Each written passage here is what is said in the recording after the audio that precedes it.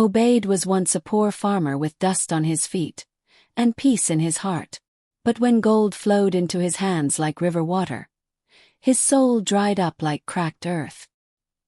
He built a mansion so big the village could see its shadow, but no one dared enter, because something was missing inside. Not furniture, not food, but the very thing money can't buy: love, family, and a home. And when the drums of regret began to beat, it was already too late. This is the tale of the man who traded his soul for silver.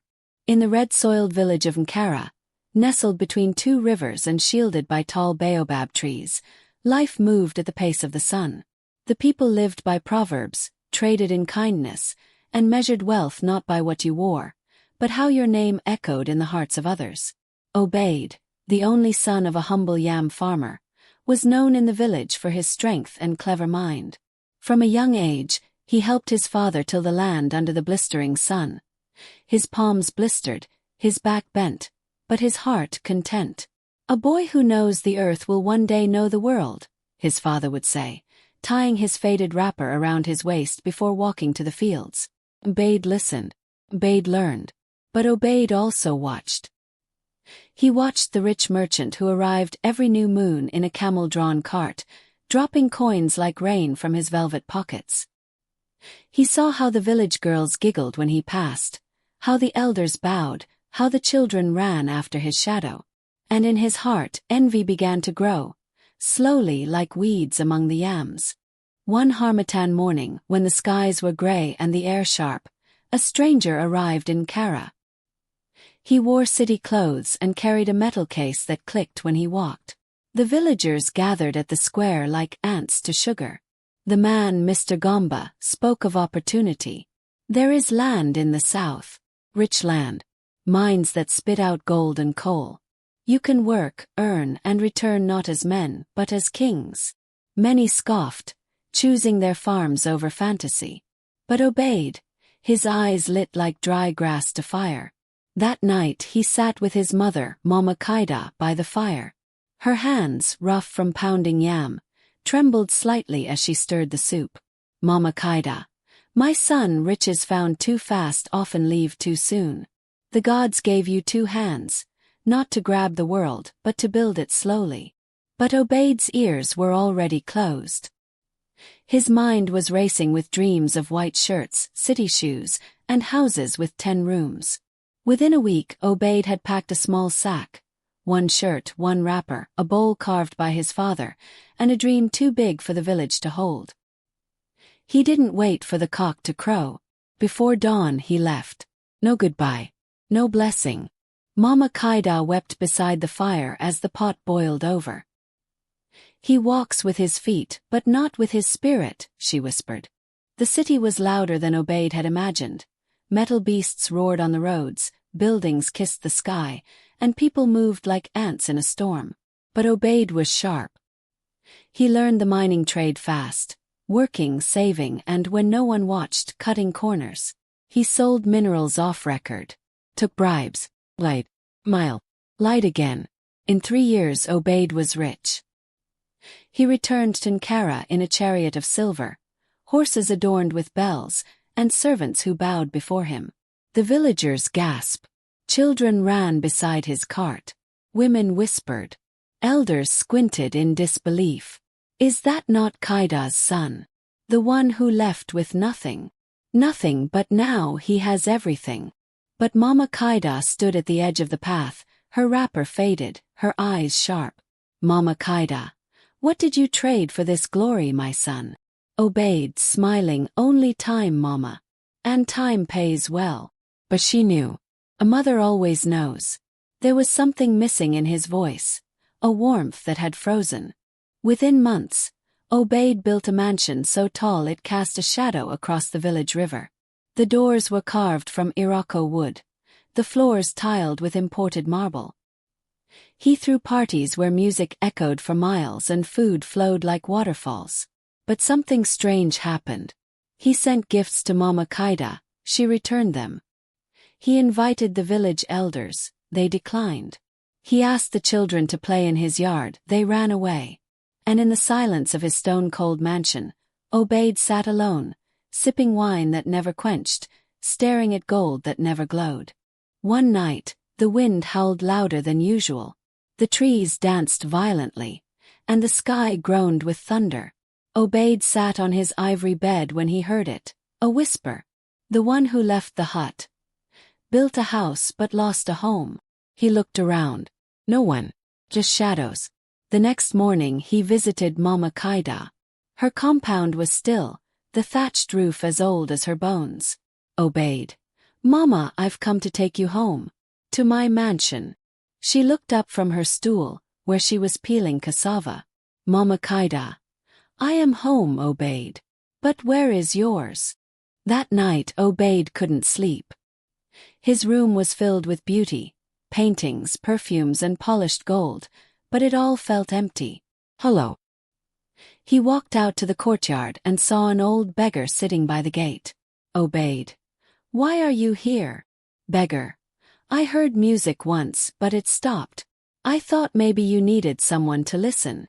Obade wanted to shout, but he didn't, because in the beggar's words, he heard something familiar, something true.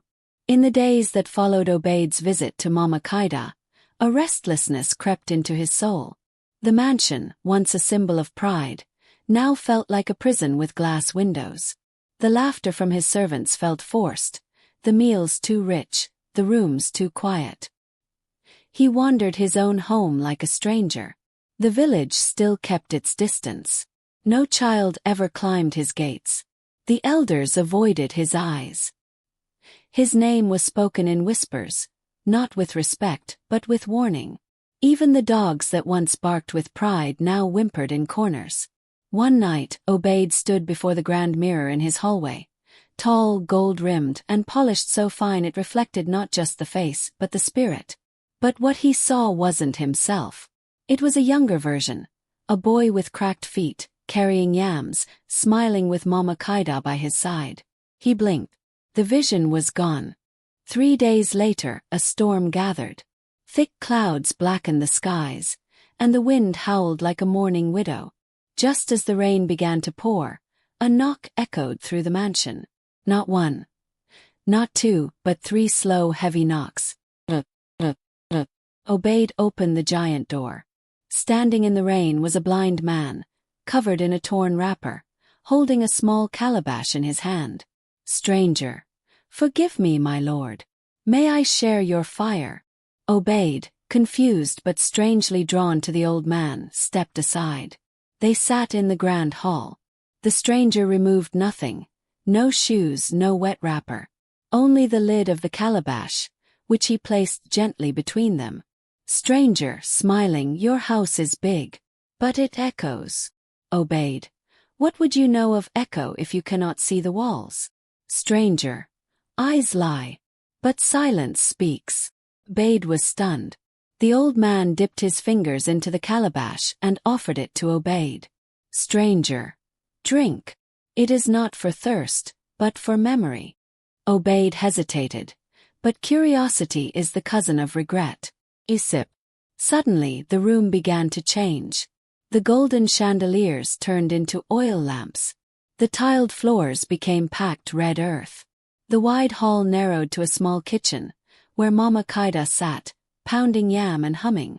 Obade saw himself as a boy again, laughing, barefoot, running through the compound. But then thunder. The vision shattered. He coughed. The calabash was empty. Stranger. You drank your past. But will you eat your future? Obade tried to question him. But when he turned, the old man was gone. No footprints. No wet wrapper. Just an open door. And silence. That night, Obade dreamt of a giant snake coiled beneath his mansion. Its scales glittering like coins, its eyes hollow, its mouth filled with screams. It whispered, You fed me lies. You built me walls. Now I coil around your soul. He woke drenched in sweat. And in the morning, his gold statues were tarnished. His crops had withered. The river near the mansion had turned dry. The villagers whispered again. It is the gods. They are reclaiming what he stole. The mansion was built on broken oaths. That night, a fire broke out in the east wing. The flames devoured tapestries, paintings, and imported woodwork. But curiously, the fire refused to cross into the kitchen, the only part of the house where Obade had once cooked with Mama Kaida. The next morning, Obade knelt on the ash-black floor. The servants had fled. The mansion was half ruined. And in the middle of the courtyard, the calabash reappeared. This time it had a carved message on its base. Your greed built walls. Your guilt must tear them down. Broken, barefoot, and with only a wrapper around his waist, Obade walked the long path back to Mama Kaida's hut. The villagers watched. Some laughed. Some turned away. But Mama Kaida, she didn't speak. She simply opened her arms. Mama Kaida, the mansion cracked because your heart did first. Obade, whispering, Mama, I have nothing now. Mama Kaida, that's a start. Obade stayed. He worked the fields again. He fixed broken roofs, helped orphans, and planted trees, not for fruit but for shade. And slowly, the village smiled again when they saw him. Months passed. Obade was no longer the man who once strutted in silk, throwing coins at silence. Now he rose before dawn, fetching water with the children, kneeling to repair the hut roofs. His laughter real, not rehearsed. Mama Kaida watched with quiet eyes. The village too had changed. Where there was suspicion, now there was cautious warmth. One day, the elders invited him to the Tree of Truth, where only those trusted by the ancestors could speak. Elder Aho, your hands once hoarded. Now they heal. Speak your truth. Obade knelt. Obade, I was rich with nothing. Now I am poor with everything. Ask not for praise. Only permission to stay. The elders touched his head, a sign of acceptance. But peace has a way of disturbing sleeping shadows. 3 moons later, something strange began. At midnight, drums echoed from the forest. Rhythms no one played. Voices rose, singing songs no one remembered teaching. Aji Kilogu, the greedy one must dance. The children in the village began having the same dream, a golden snake with a crown of fire, slithering through Obade's old mansion. And in each dream it called his name. Obade, come and finish what you started. Mama Kaida grew worried. She knew old magic when it stirred. Mama Kaida, your debt was not just to the living. The dead watched as you built that mansion over sacred land. Obade's eyes widened. Sacred? She nodded gravely. You dug your foundation into the roots of the ancestors' grove. You cracked their bones for pillars. And now they want to dance. Obade had no choice. One morning he tied a red cloth around his waist, a symbol of humility, and walked the long road back to his ruined mansion. The villagers stood watching, some chanting prayers, others clutching charms. As he reached the hill where the mansion once stood, he froze. The land had changed. The mansion was whole again. Not burned. Not ruined. But glowing. Polished. Too new. Too perfect. He walked through the golden gate. The doors opened on their own. Inside, the mansion was filled with music, but no people. Only shadows. Dancing. Twirling. Laughing. He walked deeper into the hall.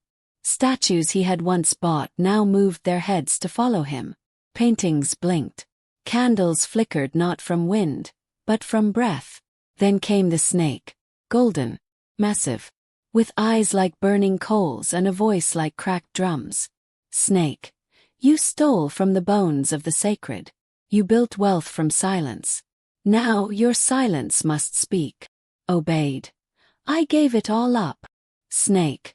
But not to us. The floor beneath him cracked. Obade fell down into the earth. He landed in a circular chamber. Glowing runes lined the walls. Before him sat 3 ancient spirits, wearing masks carved from bark and bone. First spirit. You fed only your mouth while many starved. Second spirit. You took from the sacred tree, uprooted dreams. Third spirit. But you knelt, you wept, you changed. So we give you a choice. The ground split again. Two paths formed. The path of return, where Obade would forget his past, his family, even Mama Kaida. He would start anew in another land, free but alone. The path of restoration, where Obade would remain, but must give up his voice, forever silent, to guard the sacred grove until death. Obade did not hesitate. Obade, take my voice. Let my silence now protect what my greed destroyed. He rose from the chamber. But when he opened his mouth, no sound came. No more words. Only breath. The mansion crumbled for the last time, this time into roots, vines, and sacred trees. From its ruins, a new forest grew. And in its center, a small hut stood, where Obade now lived as the silent guardian of the ancestors' grove. Villagers brought offerings. Children played nearby. They all knew of the man who once lost everything to greed, and gave everything for atonement. And though he never spoke again, Obade's story echoed through generations. Time moved like the river, steady, shifting, silent.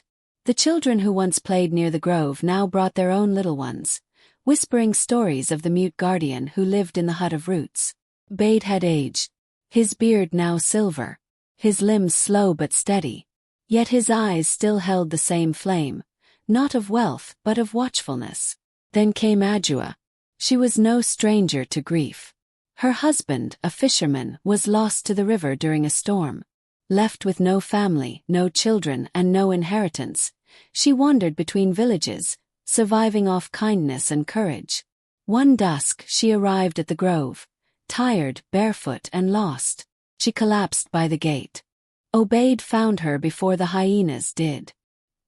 He carried her to his hut, wrapped her feet with baobab leaves, boiled bitterroot tea, and watched over her until morning. When she woke, she saw an old man with eyes like dusk and lips sealed by sacrifice. Adjua. Are you the guardian? He nodded. Adjua, smiling. Then perhaps I'm in the safest danger of all. He stayed. Days became weeks. She helped tend the grove, planting herbs, brushing away fallen leaves, weaving charms for protection. Obade said nothing. But his silence was soft, never cold. And in that silence, something grew. Bond. Fire. Not of wealth, but of wonder. One night Adjua saw it. A flicker in the trees. Orange. Wild. She rose from her mat and followed it barefoot into the grove. A spirit of fire danced through the trees, not malevolent but mournful. Its voice like singing wind. The debt was paid, but the wound still bleeds. Greed was buried, but envy now grows. The fire turned into a burning woman, eyes like embers. Spirit of fire. A new mansion is being built beyond the western ridge. Its foundation cracks sacred soil once more. Adjua ran to Obade. She had to speak for both of them now. Adjua determined. You gave up your voice, old one, but I have mine. Let me go. Let me stop it. Obade shook his head. His fingers trembled. He pointed to a woven charm, one he had never touched. A forbidden flame bead. It had been used by his ancestors only during final sacrifices. Adjua. Then come with me. We go together. He took her hand. The next day they journeyed westward, across plains, through thorns, over rivers. And then they saw it. A massive estate. Bigger than Obade's ever was. Marble gates, golden lions, cranes lifting stone as wide as beds. Dozens of slaves beaten under the sun. And at the center, a young man with a crooked smile and shining robes. Adjua whispers, who is that? Obade held a trembling wooden carving. It was a face. The same face as the man before them. His son. Years ago Obade had a secret. Before wealth, before greed. He had loved a woman who bore him a child. But when wealth consumed him, he left them both, choosing gold over fatherhood. Now his son, Koyo, was building a kingdom of shadows. Adjua stepped forward. Adjua to Koyo. Do you know whose land this is? Koyo laughs. Do you know who I am? I am Koyo of the Silver Steps. I buy kings and bury rivers. This land is mine by will and wit. Adjua held out the charm. Adjua, then listen before fire teaches you truth. The charm ignited. The ground shook. The cranes collapsed. Statues cracked. The very soil beneath the estate churned and opened like a wound. From within it rose spirits, tall, burning, masked, the same that judged Obade years ago. First spirit, you built over bones. Second spirit, you walk in your father's footsteps, yet learn nothing. Third spirit, but he gave voice to silence. Will you? Koyo looked at Obade. Koyo, you abandoned me. Now you claim to teach me. Obade stepped forward and fell to his knees. He couldn't speak. But he wept, a soundless, shaking cry that broke the air like thunder. The spirits paused. First spirit. He gave his voice. Will you give your pride? Koyo dropped his golden staff. Koyo whispers, I have nothing left to offer. Except my apology. The spirits vanished. The mansion crumbled, not in rage but in restoration. From its rubble rose new trees, sacred and green. Koyo remained to build a sanctuary, not for himself, but for those displaced by wealth's cruelty. Obade, his voice still gone, returned to the grove, Adjua by his side. Together they guarded. Together they healed. And in the village below, a new story was told. Once there was a man who lost his home to greed, but found his family in the ashes.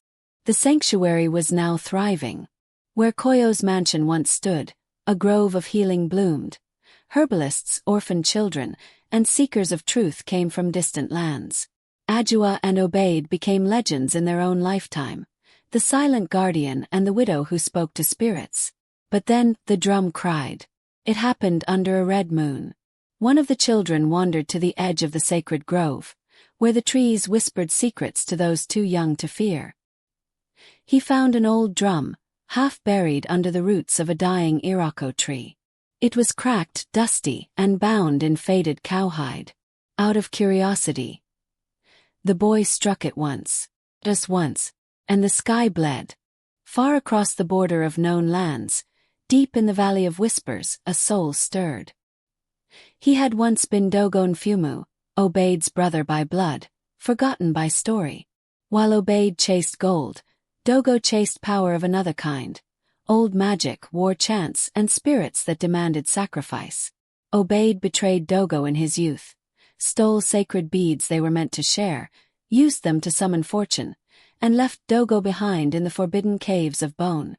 No one ever thought he survived. But hatred feeds on silence. When the drum was struck, Dogo rose. Not as a man, but as a wraithkeeper, his flesh bound in chains of memory, his mouth sealed by spider silk oaths. His only goal: burn Obade's name from the roots of the world. That night smoke walked. Villagers near the grove saw shadows move like oil through the trees. Children cried without reason. Fire pits refused to burn. Adjua felt it first, a pressure behind the eyes, a weight in the air. She went to Obade and found him outside, staring at the moon, fists clenched. He held something in his trembling hand, a broken carving, the same drum his brother once made for their initiation into manhood. Obade knew what was coming. He carved a final charm, using his blood instead of ink, and handed it to Adjua. Adjua whispers, "Who is he?" Obade wrote with charcoal on the wall, "My brother. My burden." Midnight, Dogo arrived. He did not walk. He floated, wrapped in smoke, with spirits bound in chains behind him. Villagers fled. But Obade stood firm. Adjua too stood by his side, holding the charm, lips moving in a chant only fire spirits understood. Dogo raised a staff made of bone. Dogo, voice like wind over skulls. "You took everything. My power. My path. Even my silence. Now I return what you left behind, betrayal." Obade dropped to his knees, offering no fight. Instead, he wrote one word in the dirt: "Forgive." But Dogo laughed. Forgiveness? After all this time? He threw the broken drum at Obade's feet. It shattered, and from its splinters rose phantoms of Obade's past. His abandoned wife. His childhood friend starved by Obade's taxes. A servant he whipped during his greed madness. Dogo, let them judge you now. But Ajua stepped forward. Ajua, you summoned them with pain. Let me speak with truth. She raised the charm and placed it on Obade's chest. Your silence was your penance. But this man has protected more than he destroyed. The spirits paused. And then, the impossible happened. Obade spoke. Obade, weakly brother. I was wrong. His voice was hoarse, cracking, but it returned. Dogo stumbled back. His smoke unraveling. Dogo, shocked, your voice. The spirits gave it back? Obade. No, you did. When you returned, I remembered who I was before greed. Your brother. The grove began to glow, not with anger, but with healing fire. Dogo collapsed, exhausted. The spirits that once bound him released him, vanishing into ash and wind. Obade walked to him. They sat, two old men, one once greedy, the other once vengeful. They wept. Together. Ajua knelt between them and placed the last charm in the soil. A red tree grew instantly, its branches forming the shape of two hands joined. In the end, it was not magic that saved the grove. Nor gold. Nor even power. It was truth. Truth wrapped in silence, broken by courage, healed by love. Obade had built a mansion from greed and lost his home. But in giving all, even his voice, he built something greater. Legacy. What would you have done if your own brother returned for revenge? Comment below.